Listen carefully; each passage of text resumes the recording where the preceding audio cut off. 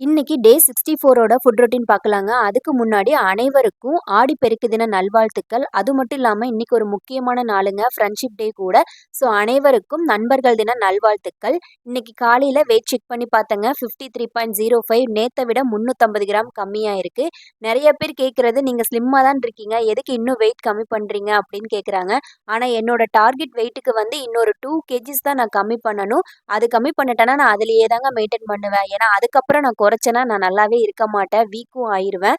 So food ரொட்டீன வந்து கரெக்ட்டா follow பண்ணுங்க. உங்க டார்கெட் வெயிட்ட நீங்க அச்சீவ் பண்ணிக்கோங்க. டார்கெட் வெயிட் எப்படின்னா, உங்க ஹைட்லேருந்து 100 மைனஸ் பண்ணி பாருங்க. ஸோ என்ன வருதோ அதுதான் வந்து உங்க டார்கெட் வெயிட்டு.